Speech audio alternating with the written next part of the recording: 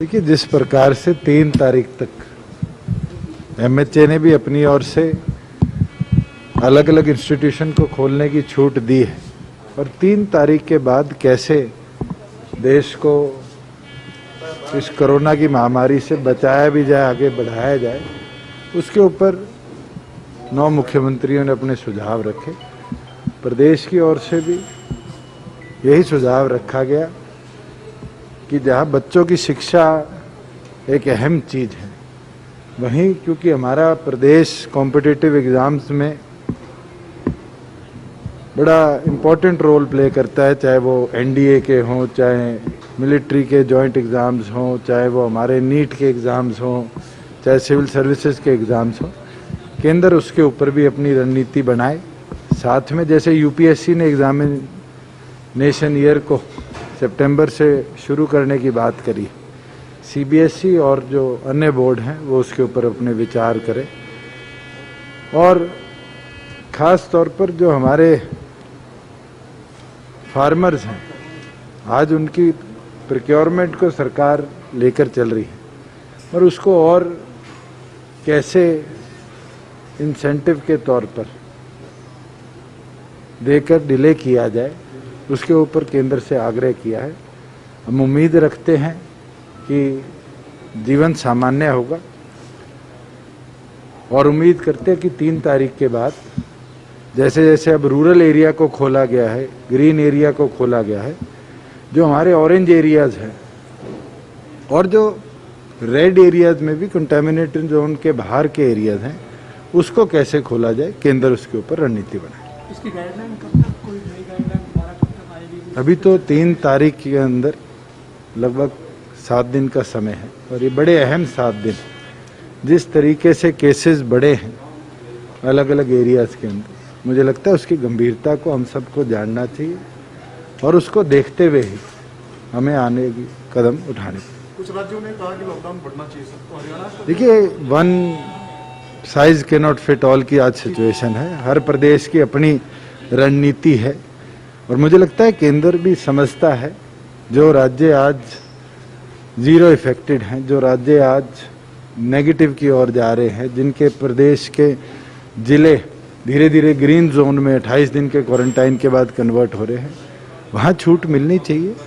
बिल्कुल inter state transport बंद है, मगर हमें धीरे धीरे with in district, inter district भी नहीं, विद इन डिस्ट्रिक्ट लाइफ को सामान्य करना पड़ेगा और उसके लिए प्रत्येक राज्य भी, प्रत्येक डिस्ट्रिक्ट एडमिनिस्ट्रेशन को भी हरियाणा ने कहा है कि अपनी प्लानिंग करिए और प्लान बनाकर ही आगे के कदम उठाएं। तो हरियाणा लॉकडाउन बढ़ाने के हम समर्थन में है कि आपको लगता है कि देखिए, अगर हम 5 डिस्ट्रिक्ट्स की बात करें, पंचकुला हो, सोनीपत हो, पानीपत हो, गुड़गांव हो, फरीदाबाद हो, आज जरूरी है यहाँ पर सख्ती रखना, मगर बाकी जिले सामान्य तौर पर अपने जीवन काल में आए, इसके भी। सर, इंडस्ट्रीज की बात करें तो क्या स्थिति है, कहाँ काम होते हैं? लगभग 73 लाख एम्प्लॉयज़ तो हमारी इंडस्ट्री में वापस आ चुके हैं।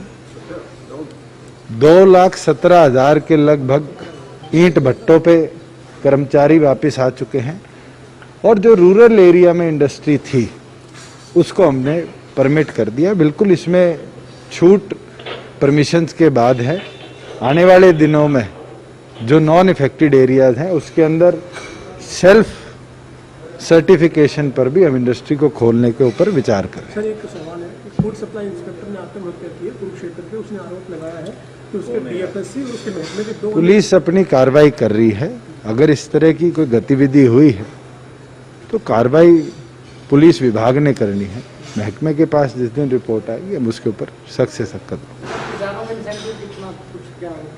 देखिए, वो तो केंद्र सरकार तय करेगी। हमने अपनी ओर से सजेशन पहले भी लिखित तौर पर दिया था, वो पत्र आपने भी देखा। पंजाब ने भी वही लिखकर भेजा है। अब तक केंद्र सरकार की ओर से कोई रिप्लाई नहीं है। हमारा तो ये आग्रह है कि इस पर विचार किया जाए, क्योंकि जिस तरह के प्रोक्योरमेंट डिलेज हैं और 2 दिन जैसे आज भी बारिश कई जिलों में हुई है, कल भी बारिश हुई है, शायद हमें आने वाले 1-2 दिनों में जो फार्मर पीछे रह गया, जिसको कई जगह हमें समस्या आई कि रात को 12 बजे मार्केटिंग बोर्ड ने एसएमएस भेजा, और इस तरह के जो लोग हैं उनके ऊपर भी हम दोबारा कर रहे हैं कि 1 दिन इस हफ्ते के अंदर हम डेडिकेटेड रखें कि जो फार्मर जिसके पास मैसेज आ गया और जो मंडियों में ना आया उसको बुलाकर उसकी प्रोक्योरमेंट प्रोसेस को हम उस दिन कन्वे करें। साथ में हमारी मंडियों में जो अनाज पड़ा है, क्योंकि लेबर की कमी एक सबसे बड़ा हमारे सामने कारण है, वो किसी चीज को डिले ना करे। इसलिए शायद आज शाम तक हम फैसला लें, कल नहीं तो परसों या तरसों एक दिन हम जो फार्मर सरसों में रह गया, जो फार्मर वीट में रह गया, उसको दोबारा मंडी में आने का मौका देंगे कि एटलीस्ट जिसके पास मैसेज गया हुआ था उसकी प्रोक्योरमेंट हो। एक चीज जरूर आपके माध्यम से कहूंगा कि एक भ्रम बारी बारी फैलाया जा रहा है कि कोई रिस्ट्रिक्शन है।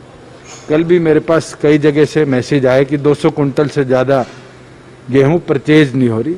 ये आंकड़ा मैं आपको बता देता हूं, पानीपत मंडी के अंदर एक फार्मर 1609 कुंटल गेहूं लेके कल आया और 1600 की 1609 कुंटल उसकी परचेज करी। सरसों के जितने हमारे फार्मर्स थे, पहले 3 दिन वालों के खाते में पैसे आ चुके। मेरे पास स्वयं एक फार्मर का मैसेज आया कि मैं 1,09,000 रुपया मेरे खाते में आ चुका। हम आपको दोबारा आपके माध्यम से फार्मर्स को बता देते हैं कि 2.5% जो आड़ती की आड़त है उसको कोई नहीं रोकेगा। 450 करोड़ रुपया आड़तियों के लिए हमने अलग से रखा हुआ है। 22,000 करोड़ रुपया हमने CCL के माध्यम से वीट के लिए रखा हुआ है। टाइम लग सकता है मगर आप भ्रमित ना होइए। जिस दिन आपको संदेश आए उस दिन आप मंडी में आए। जितनी आपकी गेहूं है कोई रिस्ट्रिक्शन नहीं है।